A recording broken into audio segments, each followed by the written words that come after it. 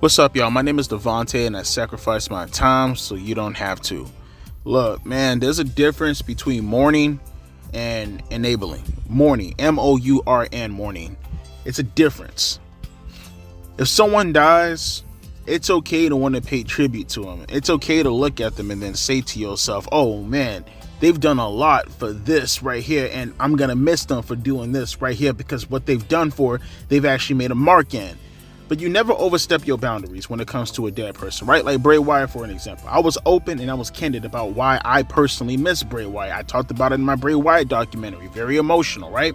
But at the same time, I could recognize that, personally, people may have a different opinion. That's okay. That's cool. I thought Bray Wyatt was one hell of a talent. At this moment in time, personally, I don't believe he's a Hall of Fame talent. That's just me, based off his accolades and credentials. And you have to play the whataboutism about, oh, well, this person is in the Hall of Fame. You don't understand. If I don't believe Bray Wyatt should be in the Hall of Fame, you think I believe they should be in the Hall of Fame too? But that's my perspective when looking at it. We can have a different taste, a different opinion, you feel me? But like, I'm never going to just say he has to be in the Hall of Fame all of a sudden because he's dead. You can mourn him and at the same time keep things real, keep things calibrated, if you will, right? And the same thing can be said about these releases currently in WWE and AEW, to be honest with you. Now, with the AEW releases, I think it's a little bit more nefarious when it comes to a Tony Khan in regards to his reasoning, right? But for the talents who are released, whether it's WWE, whether it's AEW, and I'm bringing this up because Cameron Grimes was just released earlier today, right? And he had a video where he was very sad, he was crying, he was hurt, and that sucks for the person who's involved in that situation, right? But in the end of the day, for the people who are out there and are going after WWE, why did you release him? What was all that outrage beforehand when he was around? I didn't hear a bunch of y'all going out of your way clamoring for Cameron Grimes to be on television, right? And that's fine because he didn't offer a product that you wanted to buy at the time. But just because that product now might get destroyed and you see it about to get destroyed, you all of a sudden want to buy it to save it from being destroyed rather than wanting to buy it because that product actually has a necessity to you, actually has value to you. Nah, that's not the way to work. Cameron Grimes is going to use this as a way to grow. He's going to use this as a way to make himself a little bit more valuable for people who want to watch him on television when inevitably he comes back to WWE if he actually puts himself in that position. Drew McIntyre had to go through it. Cody Rhodes had to go through it. And if he's good enough, if he actually is that talented, it will shine through. But he is young as fuck. He'll be okay. But this enabling attitude, it's not just a Cameron Grimes, but this brought it up because of the comments I was seeing on social media regarding around Cameron Grimes. Any release talent, period, point blank. Again, you may have your reasons, and I might find it, as I said before, nefarious. I may find it to be condemnable, but at the same time, the talent is still not there. At the same time, the majority of them, especially these round of releases, both from AEW and WWE, I can hold two thoughts at the same time, people. I can come after Tony Khan as far as why I believe it was bad for him to release the talent in the way that he released them, in my opinion, looking at the circumstances revolving around it. But at the same time, it still doesn't take away from the fact that the talent that he did release fucking sucked. WWE, same thing. The talent release fucking sucked. That's just what it is. Race doesn't play anything into it. Ethnicity doesn't play anything into it. Religion doesn't play anything into it. They fucking sucked. And I don't mean sucked as in they're not talented in the ring, because like I said, there are more to it's more to professional wrestling, just the in-ring aspect of it, right? It's how they're used on television. It's do their character actually matters at the moment. Yeah, I understand. They may have the credentials to put that to the forefront, but at the same time, if it's not booked in that manner, if they're not shown in that manner, you can blame whatever you want to blame. In the end of the day, the talent suffers for it. And in my opinion, all I can do is react to what I see on my television. That's all you can do is react to what you see on your television. And look, what are you gonna do, bro? I got fired from my job, so I got laid off from my jobs before. Like, what you gonna do? Sit there and cry like a little bitch? That's fine. Get that shit out your system. But eventually, you have to get up, dust yourself off, and go do what you got to do to get yourself back into this position right here, and hopefully in a better position. And for the people enabling that behavior, saying, oh, WWE this, WWE that, WWE this, and that's your fault. Okay, if it wasn't his fault, guess what? He wouldn't be fired right now. He'd be in a better position. If he was way more valuable, they wouldn't use him as a way to save money, but they did. Blame it on WWE as much as you want to in regards to the booking. No one's disagreeing with you, but at the same time, the talent right there that wasn't booked in that minute, they still are boring. They still will be considered boring, and that's why they got fired. Booking be damned, it still happened. It's still currently happening, and it ain't gonna change unless you fucking get out of your mindset pretending as if the wrestler just magically they're over because you're upset all of a sudden. Nah, man, that's not how that works. He'll get over it, and so will you. Start using empathy to get people over, bruh. You hurt more than just the talent. You hurt the business with that mentality. Meritocracy be damned with the way you motherfuckers think nowadays, man. It's ridiculous. With that being said, let's get into the NXT review. Alright, while they're starting to set up for the Catch Quarter crew, really quick. So, before we get into the three-way, I do want to say, again, more emphasis put on... I love... And that's all I ask for from a company like AEW, for an example. Or hell, even a SmackDown or a Raw, bro, sometimes. SmackDown and Raw does it more occasionally compared to an AEW who actually feels that one segment, one match in itself is its own entity. No, there's this thing called build. You know what I mean? There's this thing called getting you prepared for your main event. And I don't ask for much. All I ask for is to at least remember, get people hyped up, remind people that the main event tonight is going to be Trick Williams versus Ilya Dragunov, right? And they did that. That's all I asked for. You have the WWE superstars and some random people who I don't know who the fuck they are throughout the social media hyping up the match, giving their opinions on the match. It doesn't matter how goofy and how corny it comes off. It's the fact that it makes it feel that much more hyped. That's all I ask for. And I want that to be done for the majority of their main event matches. Maybe not to that degree because it's a special occasion because the World Championship is on the line tonight, but something along the lines of that. You can have someone who's cutting a promo backstage. It could be an interview. You can go to the commentators and they can touch on it. It's so simple and it takes a couple of seconds. That's all I asked for, and they did this right here. It just makes it makes the World Championship match feel that much more bigger. It makes any main event feel that much more bigger when you give it a reason and you give it time and prominence as far as why you're actually talking about it at that moment. Whether you're having a promo opening up the show and this focus right here on your promo is talking about what's going to happen in the main event, and then you give a segment in the middle, even if it's just 3 or 4 segments, that's all I asked for. And they did it tonight. Great job. You had the segment also backstage with Thea Hell and what's her name, Kalani Jordan, I think, and Fallon Henley. They were kind of like hyping her up about her match next week with JC Jane. And my favorite wrestler of all time for obvious reasons, Miss Parker. Looking at Stickalicious as always. She's right there. She overhears this and she's sick and tired of all the lovey-dovey, huggy-wuggy bullshit between these 3 girls, and she gets into a shoving match with Fallon Henley, and I'm assuming next week that's going to be a match. I don't know. And, you know, that's fine. That's okay, because as long as I have Miss Stickalicious over here, Miss Parker, if you will, I'm okay with whatever segment she happens to appear in. And you feel me? No, but seriously though, this triple threat match with these women, this shit kicked ass. This is a nice way to kick off the show. Again, I'm seriously trying to understand what they're talking about. Like, cause you know, again, when I wasn't keeping up with NXT, there were a lot of people being heavily judgmental on the roster, in particular to the women. I heard a lot of talk of them being green, they botch, they suck this, they suck that, and I kind of just built up the mentality of, oh, so they're just a bunch of models who got hired by WWE via the Diva search, right? No, these women go out there and they have about as many kick-ass matches as I see on AEW, Raw, or SmackDown. They're fucking fantastic. This triple threat match was fantastic, you know. One particular spot that was really, really cool, and I know people aren't going to pay too much attention to it, but it was a spot where you had what's her name again, Roxanne Perez. She's going for a crossface, so she's attempting to do a crossface on what's her name, on Lyra Valkyria, right? And as she's trying to lock in the crossface on Lyra, what's her name, Tatum Paxley, she like runs in, and it looks like she's going for a spear or something, I can't tell, but like so smooth did Roxanne transition out of one crossface attempt right into an actual crossface executed on Tatum Paxley. I really dug that fucking spot. It was very small, it was very minuscule, but it was also very cool.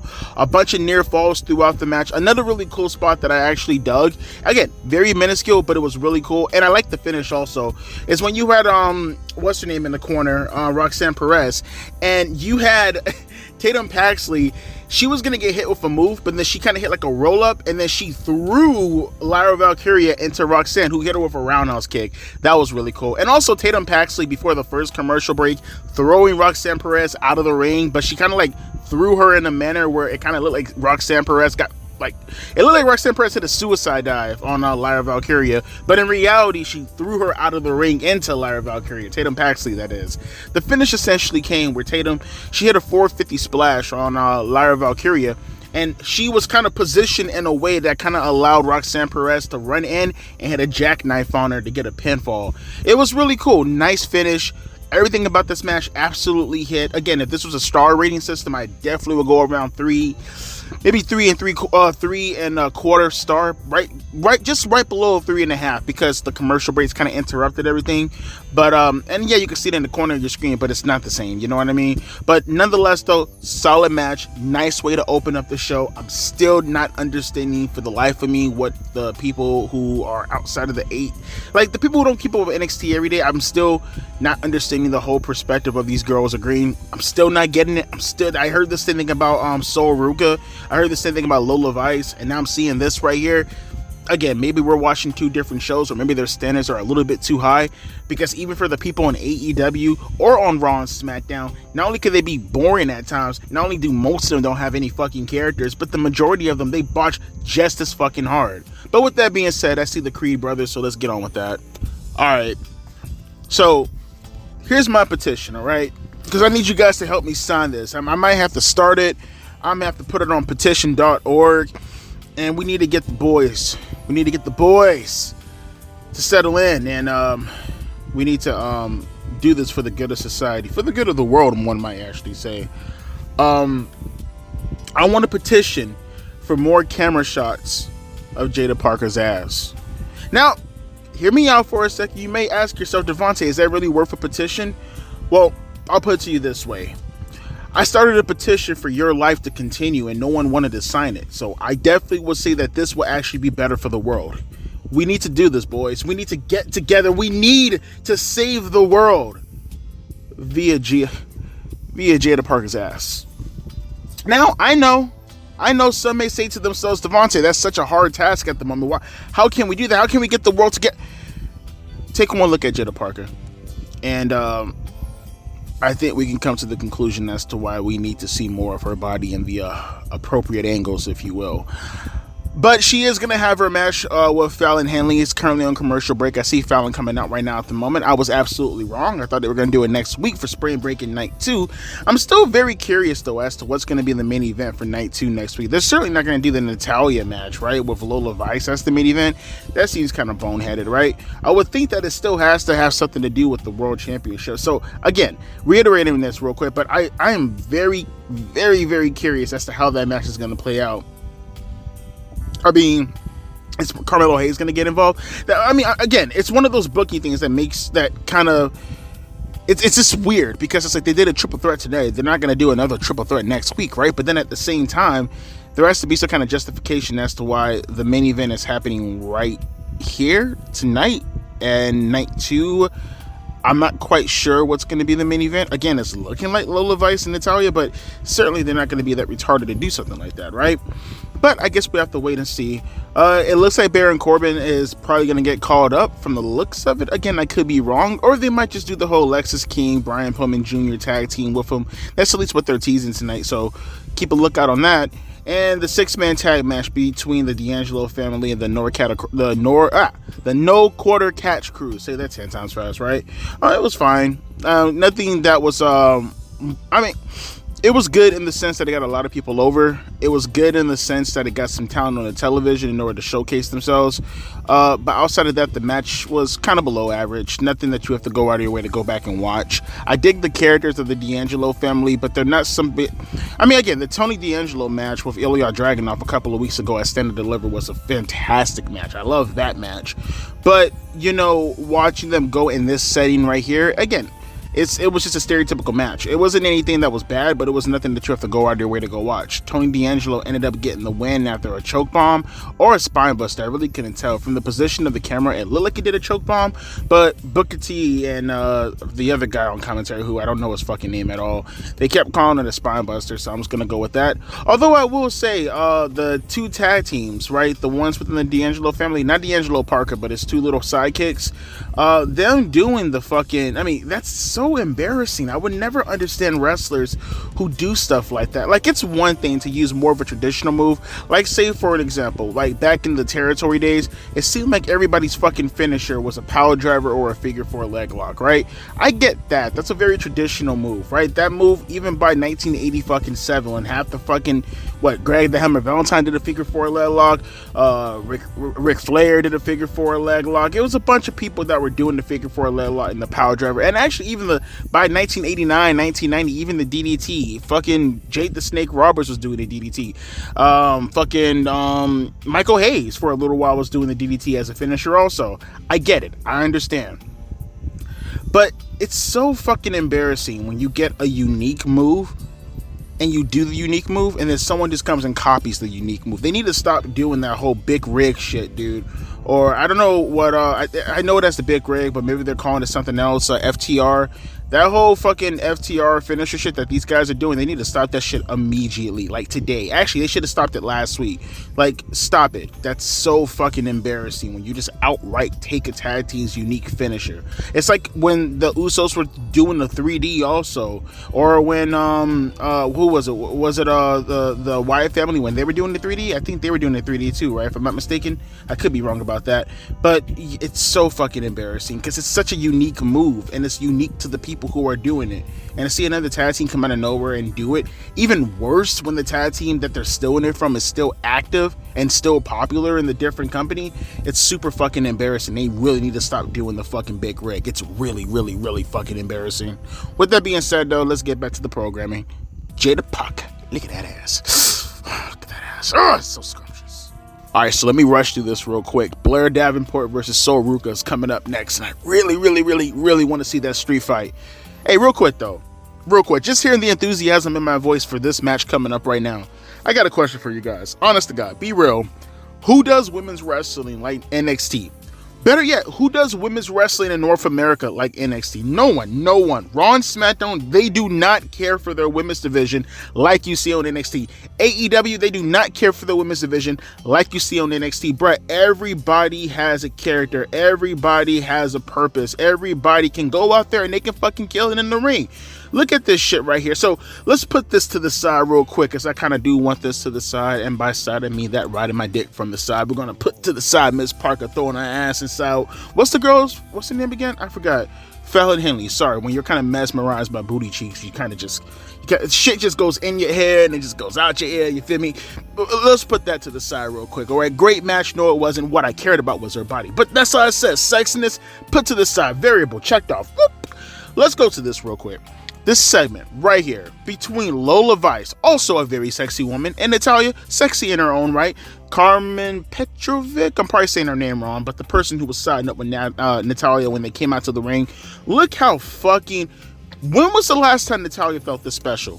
When? I can't remember the last time Natalia felt this special. Look how she was embraced by the NXT audience, bro. Now, granted, that word legendary, it's being used a little bit loosely when describing Natalia. I don't think it's right to kind of like quantify who the hell can be a legend. You know, that should be basically off of quality. No disrespect to Natalia, but that's what I'm saying though. If she was booked throughout her career where she got reactions like what she got tonight, then maybe I can actually be okay with that legendary title that's put upon her. But nevertheless though, a hero's welcome, right? She comes out there, she gets a nice ovation. Lola Vice, she struts her sexy ass down to the ring. They both sit in the chair, And, you know, they had pretty decent back and forth dialogue to hype up their match going into next week. I liked it. It was good, right? And then Lola Vice introduced her sparring partner, and it happens to be Shayna Baszler. And look at her. Look at the presentation that Shayna Baszler got, which, by the way, perfectly matches her theme song. That shit kicked a lot of ass. And look at Shayna Baszler, another wrestler who is now being appreciated. People forget sometimes how over at once upon a time, Shayna Baszler wasn't just a killer. Shayna Baszler was an overkiller. 2018, 2019, 2020, that was Shayna Baszler all the fucking way. It's just recently how she's been booked for the past couple of years on Raw and SmackDown that she's been looking like a fucking goofy. You forget sometimes at one point in time, you know, with the Kairi Sane matches and the matches with, I think, Io Sky also, if I'm not mistaken, right? Or Rhea Ripley also. All the matches that she was having, Bianca Belair, all those things that went on in NXT at one point in time when she was a proven killer. She comes out here, she sides with Natalya, you know, or sides with Lola Vice. You know, she gets inside this Carmen chick's face, who I'm assuming she's an accomplished fighter. I don't know. She looks way too sexy to be a fighter, but that's okay. I'm being biased now for a second. I'm kind of doing the whole stereotypical thing and vibe with me for a second. Nevertheless, though, you know, they brawled a little bit. Contract got signed. You know, it's all good in the hood. Next week, the match is settled. It just kind of I don't know, it just looked so cool to see all the women being appreciated without being forced down your fucking throats. It's a reason. It's a purpose. And all this is for the undercard women. Think about that's all for the undercard women, bruh. And then you had, what's his name? Ridge Holland. He came through a parking lot. You have Ty Dillinger, who's trying to rile him up, get inside his head. Apparently it's not working. It's not working. So that's good too. So again, lots of good quality shit going on right now in NXT, in my opinion. Again, reinforcing that thought that, you know, DEI doesn't have to be just straight, you know, representation. The representation is the wrestling in itself, not what skin color or what sex you happen to be. It's the actual quality that you have going throughout your show that is the representation. I'm being represented by wrestling, by not a black wrestler just for the sake of being black and a wrestler. I'm being represented by a wrestler. You feel me? You feel me? You feel me? You feel me? With that being said, though, So Ruka getting ready to go up against Blair Davenport in a no disqualification match. I'm ready for it. You ready for it? We all ready for it. Let's get to it. Okay, I got nothing against Baron Corbin at all per se. I really haven't even talked about Baron Corbin in probably years at this point, right? Why does he have such a badass theme song? What? That doesn't even make any sense. How does Baron Corbin keep getting these badass theme songs to be such a whack-ass character? Right? And you know what? I haven't seen much of Baron Corbin outside of the Braun Breaker stuff, so maybe I'm missing something here, right? Why is his theme song so fucking cool? His theme song sounds like a WWE Ruthless Aggression era pay-per-view thing. Why does it sounds so fucking good. I actually want to go look it up online now to go see what the fuck it is all about. It's a great fucking theme song for such a goddamn loser character. Really quick though. So Trick Williams, he was backstage.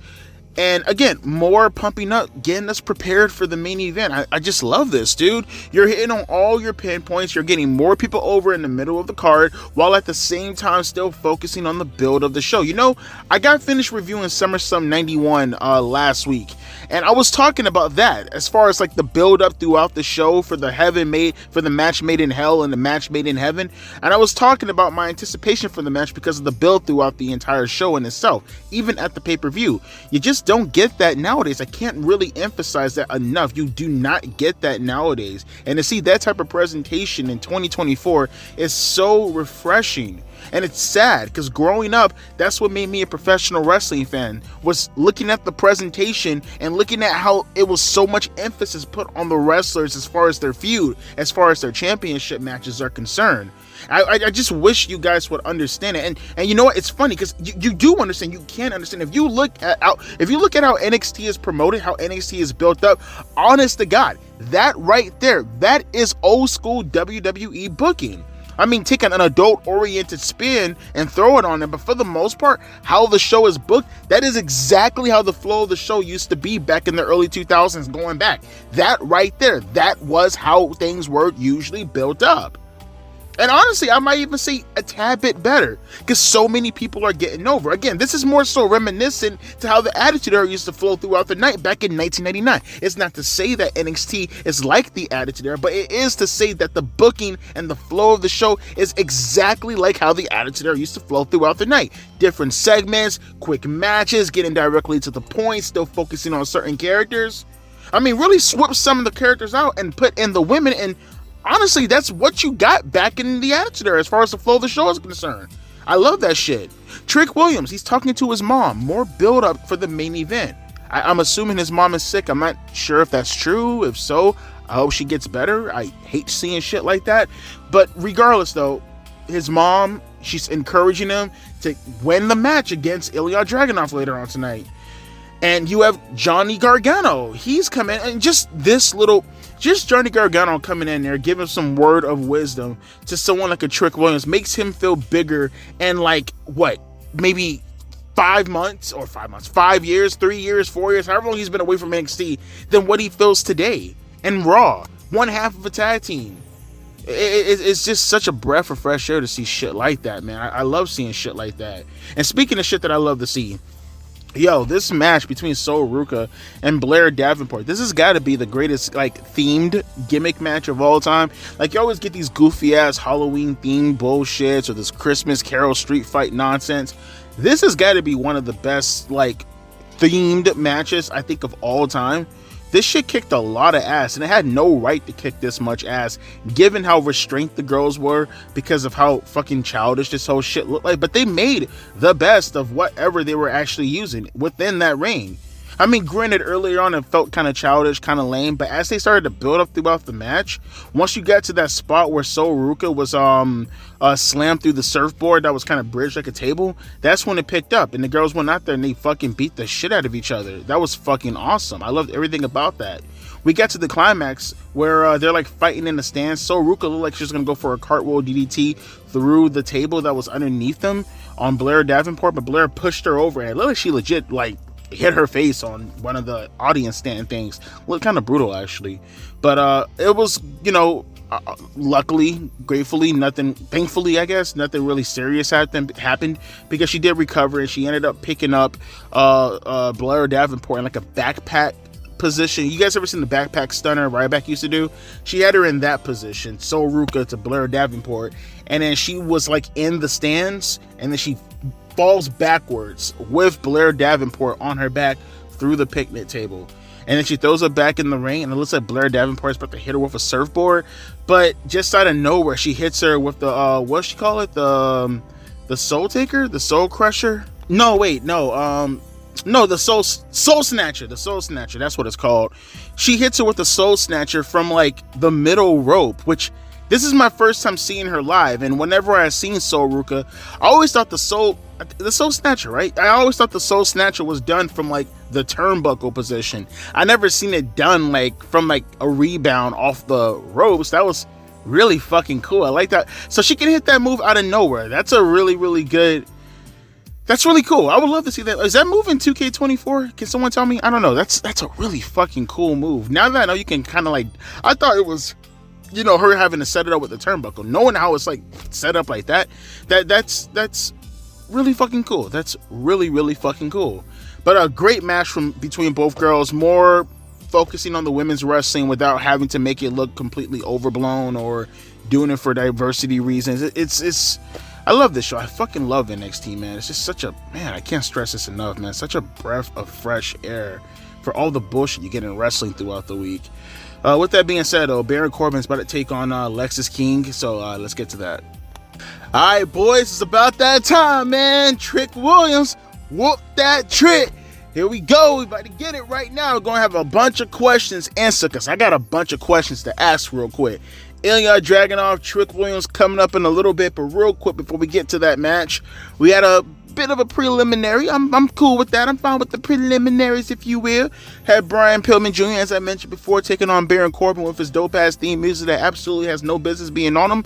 They had a pretty decent match. Again, it was nothing more, just to fill time, just to prepare us for, you know, Ilya and Trick Williams. So it played its role neatly. It did exactly what it was supposed to do. And, you know, Lexis King picked up the win with his little, I guess, cross-arm net breaker, I guess. He needs a better finisher. I don't know. Like, I fuck with Lexis King. Always really liked Brian Pillman Jr. You know, I followed his career for the better part of about 6 or 7 years now.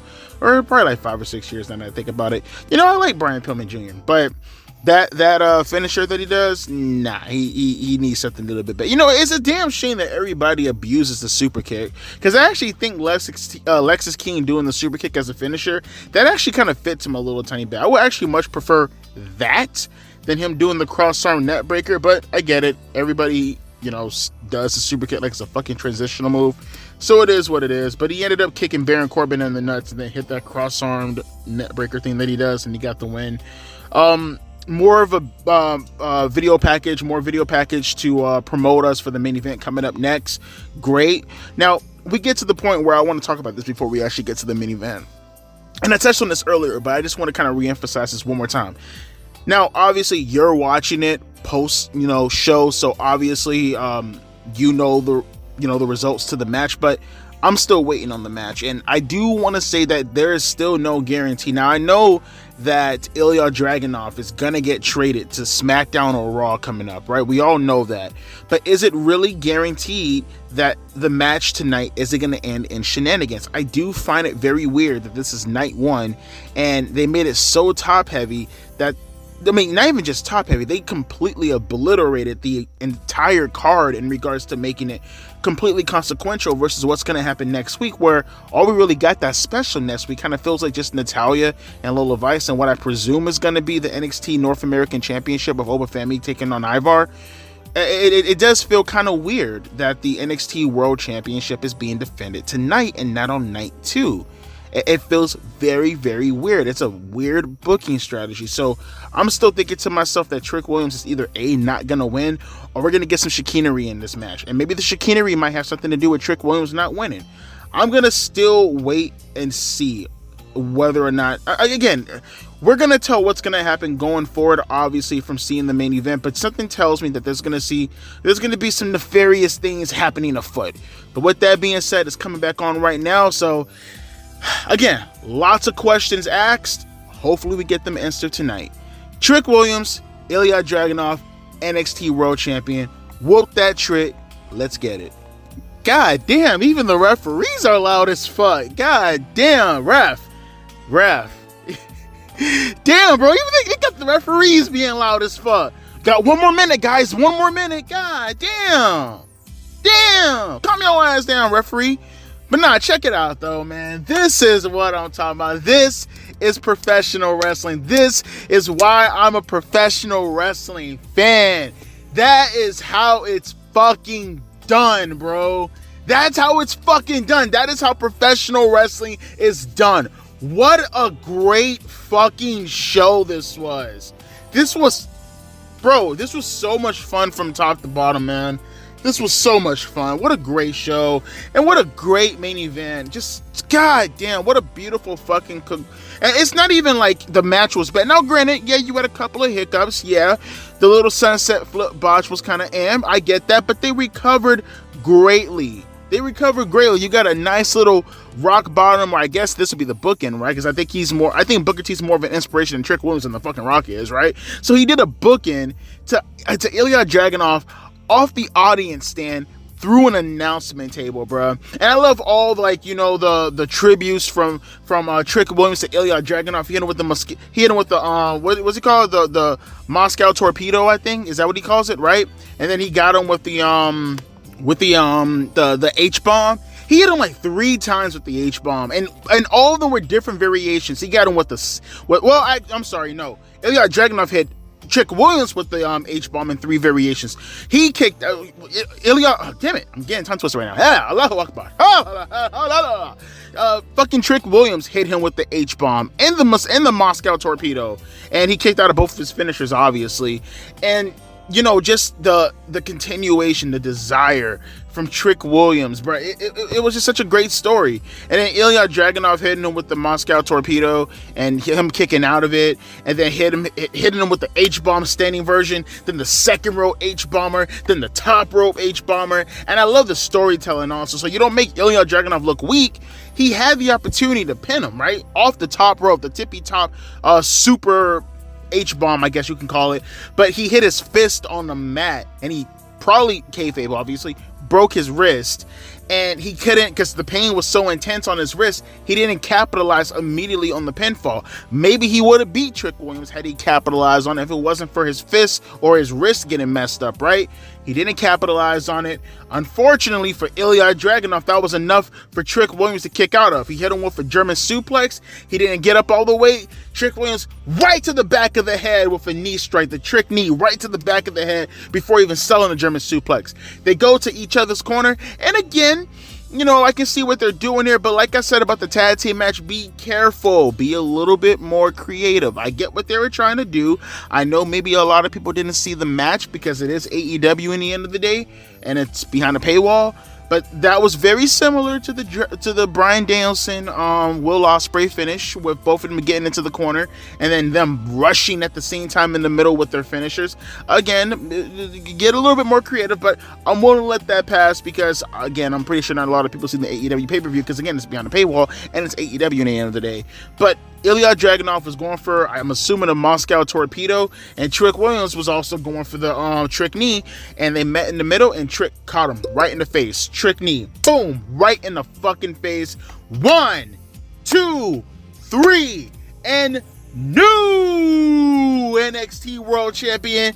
Whoop that Trick. I like how when he's celebrating also, everybody is so excited that I don't know if it's a camera effect or they were actually doing that, but the fucking arena, or like, I guess I don't know, are they in the PC Center still?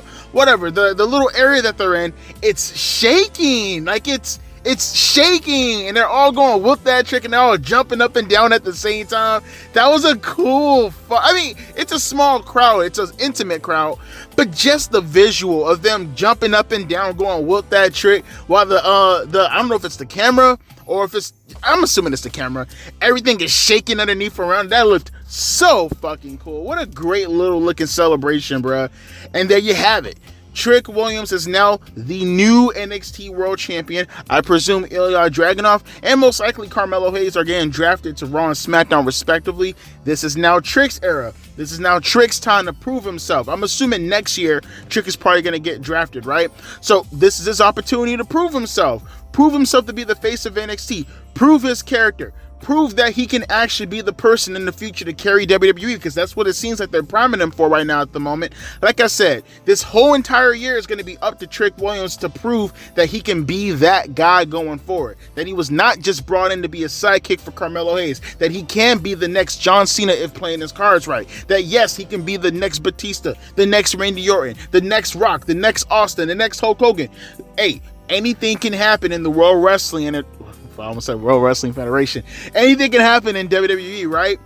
Just depends. You put your mind to it, right? But this is his opportunity to prove himself. This is his opportunity to show what the future can see, what we can see in the future, what we can see as far as a new face of WWE. This right here is his template. It's clean. It's blank. There's no other competitors. There's no Carmelo Hayes. There's no Ilya Dragunov. All that's put behind him.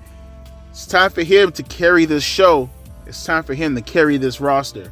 And if this is the way he's going to start it off, then hey, that's cool. And what better way to get me started as far as watching NXT going forward than to have a guy kick me off in the new era of NXT? That's what I'm super excited for also. It's not just the fact that he's the new NXT World Champion. This is only my third week or fourth week, probably my third week coming back watching NXT. So now that I got my taste, I got my sample size of NXT overall for these past couple of weeks. This is now me thrusting myself into the new era of NXT, and Trick Williams is that guy. Next year, around this time, around WrestleMania time, I want to see where Trick Williams is at by that point in time, right? I want to see where he is at and how far did he take me along that journey. I want to be able to say right now at 31 years old, when I turn 36 or 37 or 38 years old, that I was there when Trick Williams won the NXT championship for the first time and he started his career off to becoming a legend, right? I want to be there and I want to be able to say that I was a part of that journey. And hey man, every week is NXT, right? Every week he's going to be the face of the promotion, of my favorite promotion currently in WWE right now. And I'm proud to say that, and I'm proud to be on this journey with the rest of you. Gay! But not real talk though, man. This was awesome. Great fucking show. Great booking format. Great flow. Everything about this was awesome. My only question is, and I can only presume now, so I came to the conclusion thinking about this. I'm assuming for Spring Breakin week 2, the main event is probably going to be Trick Williams on the microphone, probably cutting a promo. I would presume it's going to be his celebration as a new world champion, and we're probably going to get a new competitor going after him for the NXT World Championship, get ready to set up for that Las Vegas show. That's what I think is going to happen. That's what I hope is going to happen, that he's going to actually celebrate his world title win in the main event, and we're going to get a new challenger to challenge him for that NXT World Championship going into the next pay-per-view. So, hey, there's only one way to find out, and that's to check out week 2 next week. So, man, what a great fucking show, man. And this is what professional wrestling is all about. This is why I'm a professional wrestling fan. It's shows like this as to why I don't understand how people don't watch this show. This is the best wrestling show, period, going strong in North America, probably in the world, man. Great fucking shit, man. But obviously, commentary videos, rest of the reviews going throughout the week. I will be back tomorrow to review Dynamite. But more importantly, I'll be back next week for night 2 of Spring Breakin. I think then we got half the questions answered tonight. I need the other half to be answered next week. So with that being said, folks, let me know your thoughts down in the comment section below. I'm out of here. 85,000. Deuces. P.I.s. Whoop that trick. Whoop that trick. Get 'em. Whoop that trick.